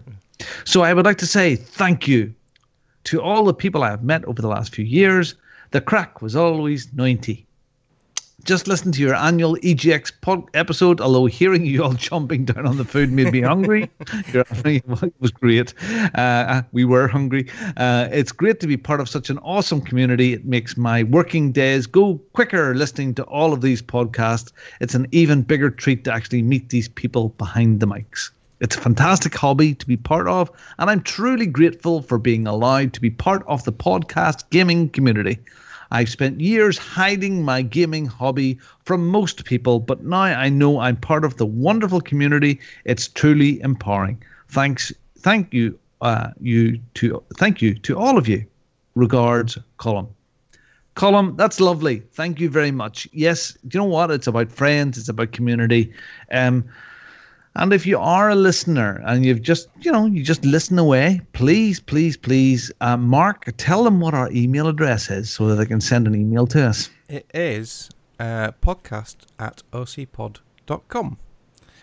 Not the one Colin sent the first one to. I have no clue what he sent that to. There'll be some post on somewhere thinking, oh, what the bloody hell is this? Yeah, podcast@ocpod.com. So Column at Solemn, SOLM67. Thank you very, very much for your emails. And it was lovely to see you again. Yes, it was lovely meeting him again. I met him a couple of years ago at MLGX, but I think he was that drunk he forgot. And then when we sort of like went up to him on that Friday, he turned around, I shook his hand, and he went, "Who are you again?" And I went, "I'm the guy who plays on Easy with you." And he went, "Oh yeah, he's back, Alex." So, He's good fella. Yeah, okay. He's a good laugh. I think we'll do Nicole's quiz. Yeah, let's do it. Right, okay, here we go.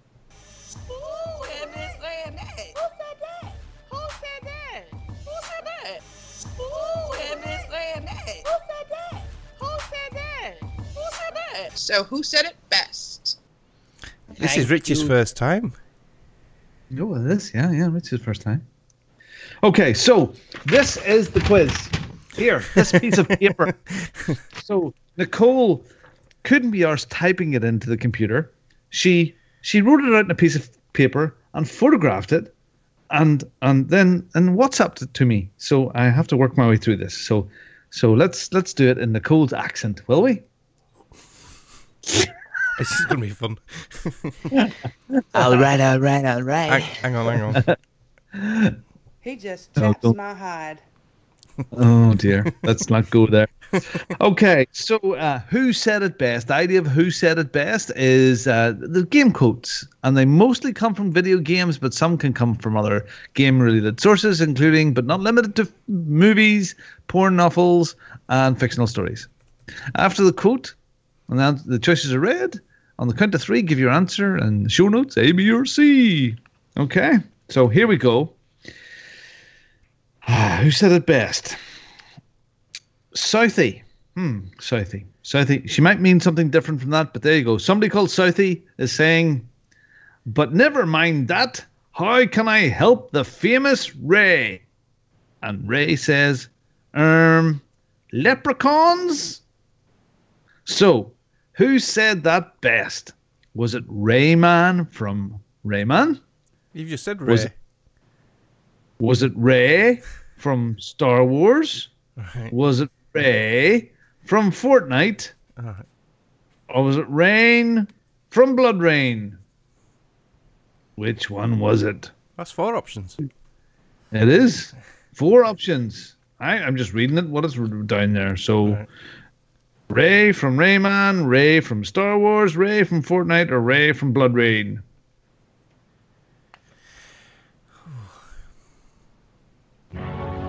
So I need your answers after 3. 3. That was a dick move, Robin. Stick move. Hold on. My keyboard's not working. Oh, no. Oh, what the hell? Oh, my goodness me. Fucking Windows 98! What the fuck? Okay, can I just... Oh, boy. Hold on, wait. Wait there. Filter keys. What's this shit? So turn that off. 3. Come on now, let's go. Come on. Yes. Answers now. Yes. Okay, so we've got a D from Rich and we've got an A from Mark. I was tempted to put C, but because I know Nicole's trying to screw me over so I don't came up. And she knows I hate Fortnite, but I think it's Rayman. And the correct answer is Fortnite. C. Fuck. I knew it. Just fucking evil. I didn't want to believe that leprechauns were in Fortnite. You met with a terrible fate, haven't you? You met with a terrible fate, haven't you? That's A, the salesman from The Legend of Zelda, Majora's Mask. B, the salesman from The Legend of Zelda, Link's Awakening. Or C, the salesman from The Legend of Zelda, Oracle of Ages. Of course you're going to know this. You met with a terrible fate, haven't you? Legend of Zelda, Majora's Mask, Link's Awakening, or Oracle, A, B, or C. And so I need your answers after 3. 3. That was a dick move, Robin. It was a dick move.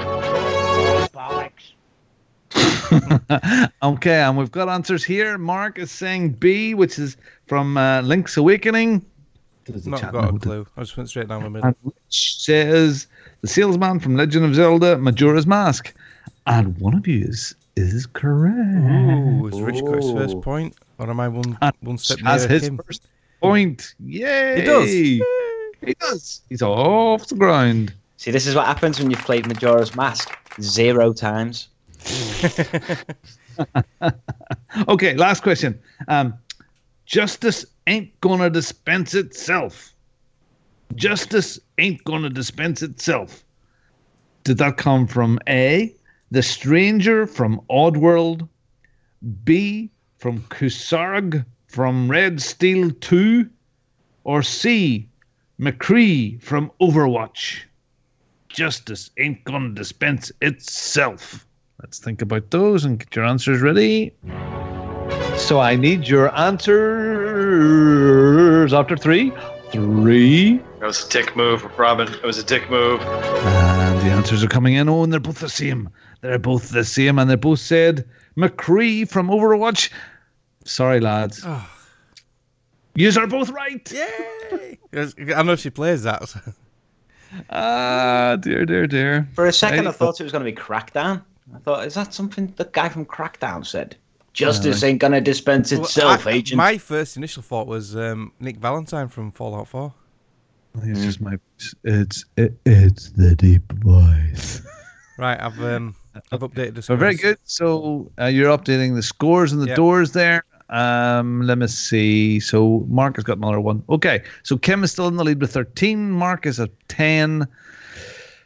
Greg is 7. I have 6. Gary the Clunt has 2. Rich has 2 already up there. Yeah, with Gary he's the already Clunt. caught Gary and Philip already on his first go. Has 2. Well, there you go. So Kim is showing the way to go. She really is.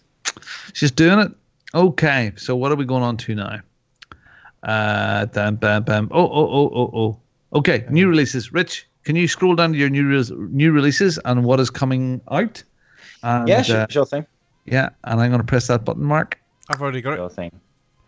Twice. Kept stopped.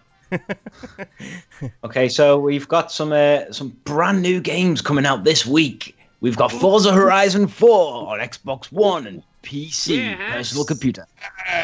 But Fist of the North Star Lost Paradise on PS4. We've got Mega Man 11, the 52nd Mega Man game on PS4, Xbox One, Switch, and PC. We've got Assassin's Creed Odyssey on PS4, Xbox One, and PC, and Super Mario Party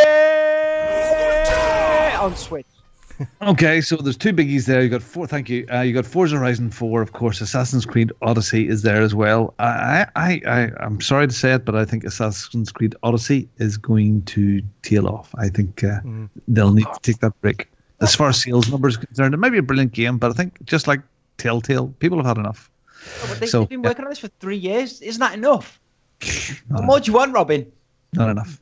Not enough. I think I don't know. What? No, there's nothing else coming out. Forza Horizon 4, no one's going to buy it because everyone's going to get Game Pass, and no one's going to buy Mega Man 11. So the only people that are going to buy Super Mario Party is all the Switch owners who don't have a console to play Assassin's Creed Odyssey. Yeah, but Amras is going to buy Fist of the North Star. 2 million copies week 1. You watch Assassin's Creed Odyssey, and don't forget, I'm the guy that predicted the Switch. I reckon Assassin's Creed Odyssey is going to sell buckets. You watch. All right, I'll take you up on that. Yeah. So, how many copies do we need to sell before you're successful? 10. Okay, victory. I reckon. Let's say I reckon 1.5 million sales first week, easy. I'm writing this down, Rich. I'm writing it down. 1.5 million sales first week. Okay. Yep. Right. Okay. Victory achieved. Okay. So we haven't done victory achieved for a week or 2. We're at the end of a quarter. That means we have to draw someone at random from all the completions between whenever that was, the last quarter. It's random me. Is random going to be me? No. Fuck off. And what Victory Achieved is when you finish a game, we encourage you to finish your games. When you get to the credits at the end, you send a tweet off to @OC_podcast with a hashtag Victory Achieved, and you can win, like this person here. They'll win $20 or 15 quid gift card on PSN, XBL, Steam, or Nintendo. And winner, Phil Hits Chicken Dinners. The winner drawn at random from 150 completions in the last quarter was Lewis. I'm trying to beat you to it. Denik TQ for finishing Firewatch on the 25th of July. Now, Lewis, Denik, yeah, congratulations. You finished lots and lots of games. I don't think you've ever quite busy on the old game finishing front. Yeah. So well done, congratulations. We will be in touch over the next day or two to see which way you want your dosh. As we haven't been doing this for a while, Rich, if you can take through the people that have finished the games over the last few weeks, actually. Yeah, sure.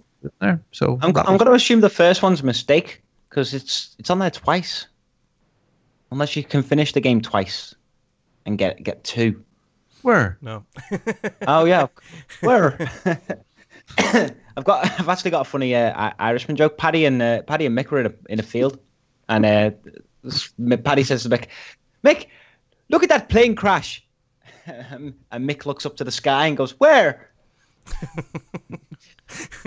Caliburn M finished Rise of the Tomb Raider. Marty and C 1984, which is 1 year older than me, finished Forza Horizon 2. I've seen that. I think it's like less than a tenner now on CD keys, so it might be worth getting it. I don't know. Denok TQ finished The Bunker. Gunslinger X 1983. He's a year older than Marty. He finished Shadow of the Colossus. I'm going to assume that's the PS4 remake. And if not, I feel very sorry for your eyes. John Mao, Gangs of London. Never heard of it. Don't give a shit. Dave O'Mac finished Spider-Man. I'm also going to assume that's the PS4 one and not the PS1 one. Gunslinger X 1983 also finished Battlefield 1. Caliburn M finished Dark Souls 2. I don't think he started and finished that this week. I think he might have picked up a previous save. Dave O'Mac finished Shadow of the... Going 1-up on Caliburn M, finishing Shadow of the Tomb Raider, no less. Natra79, also Spider-Man, big game this week. Dinok TQ also finished Long Shot Madden 18. I'm guessing that's the story mode. No one cares. Yeah, Greg said it was shit. Amras finished Spider-Man, finally. Real Rich Webster. That guy sounds sexy. He finished Batman Arkham Knight, 100%, no less. You should get 2. Stifled Puffing finished Call of Duty World War II. Pretty decent. The guy from, I want to say the Pacific. I think the guy from the Pacific might be in that. Anyway, Dave O'Mac finished Call of Duty Infinite Warfare. That's the future one. RCGC, Shadow of the Tomb Raider. Dave O'Mac, Battlefield 1. Mr. Miyagi, 1984, finished The Walking Dead Season 1. Finally. He'll never finish the 4. Marty CN 1980. What is it with 1984? Super Lucky's Tale. I heard it was crap, but Robin likes it. No, so it's good. Probably crap. Ginger Balls finished Street Fighter 5. I don't know how you finish that. I'm guessing story mode, but what is story mode? Oh, yeah, so he did that at EGX as well. So he says, Ginger Balls. Nobody finished any real games this week apart from Rich Webster. Man. Rich Webster finished Arkham Knight. That's the best one. I'm quite worried about Dave O'Mac because he was like on a first-person shooter tint there because he's went through Battlefield 1, Call of Duty Infinite Warfare, and also he has there was another war game there as well he had. He's not in America, is he? He hasn't got access to assault rifles, or was it? I'm getting a bit worried now. No. So look, well done everybody. Congratulations. Well done, Denik TQ. We'll be in touch with you for your prize money. And if you again, it rolls back to 0, and the next one will be called around Christmas time, the end of the year. And well done. Congratulations. And for that, you get this. I'm President Xbox. Never know. Oh, wow. You remember that? That's an old one. Yeah. You all have a victory's achieved. Victory's achieved. You have one. Victory's achieved. Excellent. Okay, let's wrap this up. Let's go home because work in the morning. So if you want to join in with the chat, one of you can pull up the shatters, the people that were in there. You want to be part of that conversation. We broadcast every single week on twitch.tv/OC podcast. Mixer.com, OC podcast. YouTube, Overseas Connection podcast. You okay, Richard? At 9 o'clock in the UK, 4 p.m. on the West Coast, and 6 p.m. on the East Coast. Please leave us a review on iTunes, and please leave us an email. There's clubs, there's other crap that we're all involved with. And Nicole is going to tell you how to send us an email on Facebook and stuff. So please press that button, Mark. You like us, we like you. See where I'm going with this? Follow us on Twitter at OC_podcast. Check us out on Facebook, fb.ocpod.com, or email us, podcast@ocpod.com. We'd love to hear from you. If Marks and Spencer's did podcasts. I didn't have to do a little sound clip, and you did it for me, Rich. That's excellent. Very, very good. Okay, let's wrap this up. Let's shout out the people that we want to shout out, and let's go home.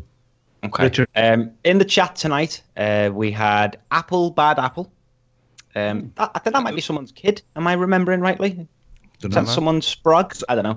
At some stage in their life, yes. Must be someone's. Baron Bonglower.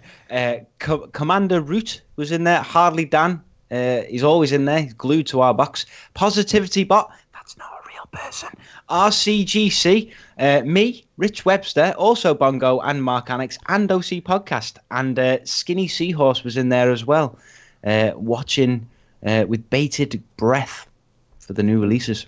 BBBD Games? Who's that? That was me. I'm now Rich Webster. I've changed. Change your name. I'm just Rich Webster. Excellent. What a guy. I don't need no gamer tag. What is this? PS triple. Okay, so 1.5 million sales. Who do you want to shout out? I want to shout out Extra Life. That's what I want to do. Oh, okay, good. That's good. It's not even October yet. It's officially October in 2 hours and 28 minutes. That was fast maths for me. 1 hour, 28 minutes. 18 minutes. I'm really shit at maths. I've already started my Extra Life drive already. I started last week. I'm up to $100. Wow. Good lad. Already. Now, for perspective, last year I did 75. So I'm already winning myself. Excellent. So yeah, I'm doing Extra Life again, same as last year. I'm doing it for Batson Children's Hospital in Mississippi. So hopefully we get them. I've put my target at 250. If I go over that, I'll probably bump it up to like 350 or something like that. We'll see. Well, you're going to donate 10p for every copy of Assassin's Creed Odyssey that's sold, so that should be pretty good. That's not really a lot of money for me, that, mate. Have you not seen this room? Look, I've got a Yoshi teddy over there. That cost a $5. Excellent. Well, I'll be talking more about Extra Life next week, and I'll be getting us kicked off as well. And I think Greg too will be as well. Mark. Yeah, you can find me at Mark Annex on Twitter, and on all the gaming platforms, I'm just easily found as Mark Annex. I want to shout out everyone I met at EGX last week. It was an absolute blast. Particular shout out to Colm for his wonderful story when he bought his Switch. That was such a good laugh to listen to. So yeah, everyone in the chat tonight, and you guys, and for Rich for coming on because he's not been on for ages. So it's great to see Rich again. I'll let you take us out, Robin. Yeah, yes, thank you very much, Richard, for coming on. Yes, thank you, boss. That's great. Thank you very much. I've been here since day one, and I've missed only about 400 episodes. It's fantastic. Mark, thank you for spinning the decks. And I am very pleased of how this is going tonight, and I feel very confident by pressing buttons. Yep. So I'm hoping that when my there's one more cable I need to make it work exactly the way it needs to work for me to host properly, and I think it already feels like it'll go smoother. So I can take a week off without feeling guilty now. yeah. So I think we're getting there now. And if Greg ends up with one of these little mixing desks as well and the same setup, you've done all the hard work there. So thanks for that. Again, I also want to say thank you everybody at EGX that I met last weekend. I apologize if I was rude to you. I apologize if I was drunk or too drunk or said something that was very, very silly. If I grabbed your bottom, it was done in a friendly way. Please. I had an absolute blast. I really, really did overdo it last weekend, and I've taken the week to recover. Sorry, Joshua. I really am. Embarrassing, Dad. But I'm sorry. I'm sort of sorry, but I'm sort of not sorry, because hashtag deal with it. Because I don't do it at home. I don't beat anybody about. I don't go to excess. And this is my weekend for excess. And yeah, I don't want to change that. You need to let your hair down one time a year, don't you? So, thank you very much to the Midlife Gamer guys. Thank you for once again having us along to your after party. We had a blast that night as well. I keep on having flashbacks. The Sambucas was a flashback. I just had a flashback now of singing New York, New York. I think it was Stu Fowler, very, very loudly and badly, but we sounded better than Frank Sinatra. So all of those things. EGX is fantastic. Find out the dates. They'll be out very, very soon. Pencil it into your diary. We're going to have a ball. It's going to be Friday night, Friday show, Saturday night, Saturday show, Sunday recovering, everybody walking around like zombies. It's going to be a hell of a year next year. So if you can come along, come along. So thank you everybody for listening. Thank you guys for being in the chat. Thank you everybody there. And Greg will be back, I'm sure, at some stage or another from next week from his holidays. And we will see you next week. So have a safe, wonderful gaming week. And goodbye. At Bongo the CNI. Goodbye now. See ya. Bye. Thank you for listening to the Overseas Connection podcast.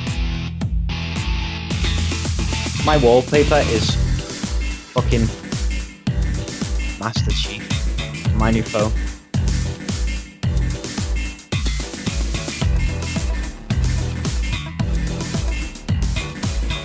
Oh look, it's a mirror.